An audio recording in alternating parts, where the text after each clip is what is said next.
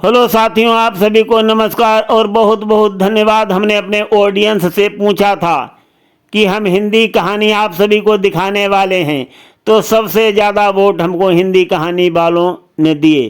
तो हम आप सभी को सुनाते हैं मनसुख राजा के अनसुने किस्से।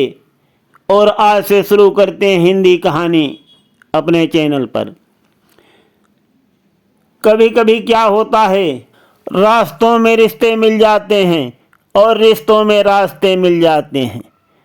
और अब आगे कहानी प्रस्तुत है जिसमें दो महाठगों की हुई भिड़ंत। और क्या होगा सुनिए कथा में सारा हाल। एक ठग जी थे, वो चले ठगई करने के लिए और बहुत दूर निकल गए। संयोग से वो भी एक ठग महाशय के घर में ही पहुंच गए। घर में घुसते ही उन्होंने चारों तरफ देखा तो समझ गए कि ये भी कोई महाचालाक आदमी का घर मालूम पड़ता है। परंतु फिर कर भी क्या सकते थे, सोचने लगे अब तो आ ही गए हैं, जो कुछ होगा वो देखा जाएगा। और घर वाले ठग महाशय ने भी सोचा कि आगंतुक बहुत चालाक मालूम पड़ता है, तो सामने आया और इशारों इशारों में राम जुहार किया और पलंग पर बैठने का संकेत दिया। वो ठग महाशय जो थे मजबूत होकर के पलंग पर बैठ गए और घर वाले महाशय ठग को भी पास में बैठने का संकेत किया तो वो भी पास में बैठ गया। अब दोनों पास पास बैठ गए, किंतु दोनों ने आपस में कुछ भी बात नहीं किया। दोपहर हो गई, खाना भी निकल गया दोपहर का, किसी ने भोजन नहीं किया। शाम होने आई तो घर वाले ठग महाशय की पत्नी ने सोचा दोनों तो चुपचाप बैठे हुए हैं भूखे और प्यासे। खाना बनाया और दो थालियों में लगा करके खाना दोनों के सामने रख दिया। दोनों ने भोजन तो कर लिया, किंतु दोनों ने आपस में कोई बात नहीं की।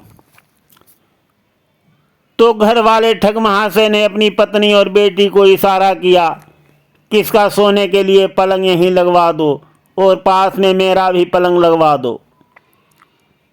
तो दोनों के पलंग पास पास लगवा दिए गए। आगंतुक ठग महाशय जो हैं वो अपने बिस्तर पर भोजन करने के बाद लेट गए, विश्राम करने लगे। और घर वाले जो ठग हैं वो अपने पत्नी और बेटी के साथ में अपने बिस्तर पर विश्राम करने लगे। तो घर वाले ठग की पत्नी ने कान में धीरे से कहा, अरे जब से आया है तब से इससे कोई बात नहीं की है, कुछ हाल चाल नहीं पूछा है, कुछ तो बात करो, ये कैसे आया है। तो घर वाले ठग बोले, ये आदमी बहुत चालाक मालूम पड़ता है। पत्नी धीरे से कहने लगी कि तुम कौन से कम हो। पत्नी की बात को सुनकर घर वाले ठग महाशय के सिर पर पानी चढ़ गया। बोले कि ठीक है, अभी मैं इससे बात करता हूँ। और फिर आगंतुक ठग से बोले कि भाई कुछ कहो, कुछ बात करो।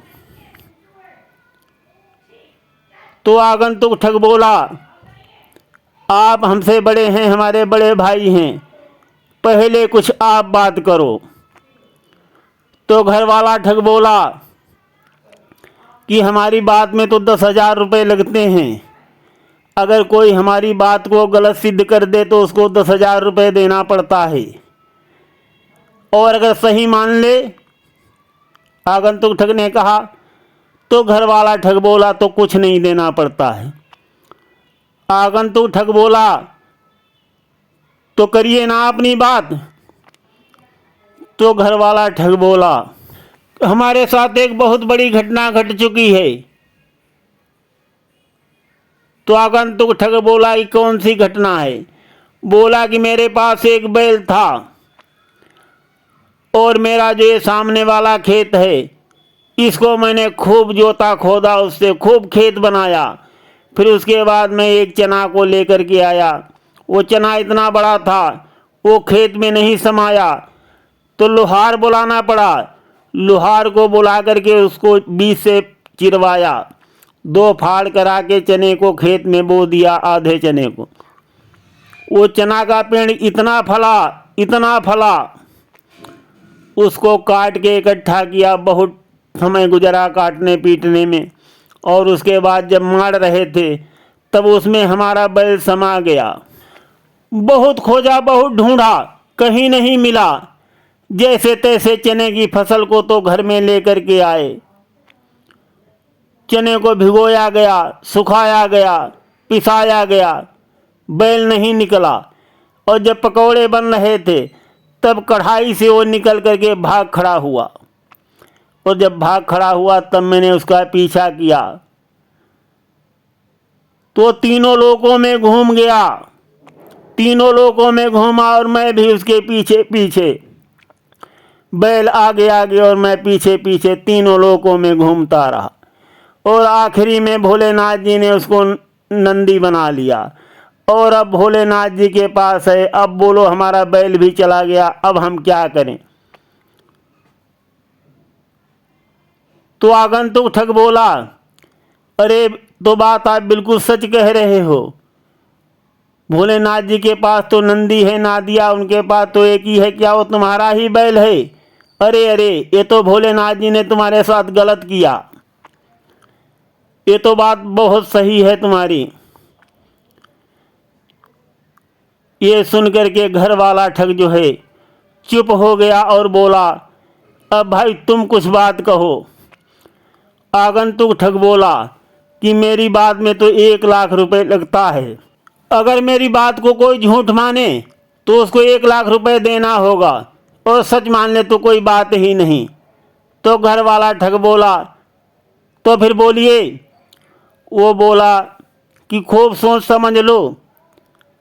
घर वाला ठग बोला, अरे मैंने खूब सोच लिया है, तुम बोलो, बात करो।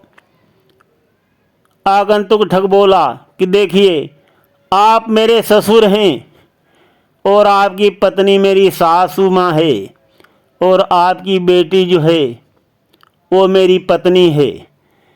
अगर सच मानते हो तो मेरे साथ अपनी बेटी की विदाई कर दो, और अगर झूठ मानते हो तो 1 लाख रुपए भुगतान कर दो। उसकी बात को सुनकर घर वाला ठग जो है वो सन्न रह गया। उसकी पत्नी जो है बगल में कोहनी मार रही है, कह रही है कि बेटी का विवाह कर दो, नहीं तो 1 लाख रुपए कहाँ से दोगे? ये घर बिक जाएगा, हम सब लोग बिक जाएंगे, तो भी 1 लाख रुपए नहीं हो पाएगा। तो पत्नी की बात को सुनकर घर वाले ठग ने अपनी बेटी का विवाह उस महाठग से कर दिया। जैसे को तैसा मिले, मिले नीच को नीच, पानी में पानी मिले, मिले कींच में कींच। साथियों, जो जैसा होता है उसको वैसा मिल भी जाता है। सुनते रहिए मनसुख राजा के अनसुने किस्से, और अगर हाँ अच्छे लगें तो लाइक और कमेंट अवश्य करें। ये कहानी तो काल्पनिक है, परंतु रास्तों में ही रिश्ते मिल गए।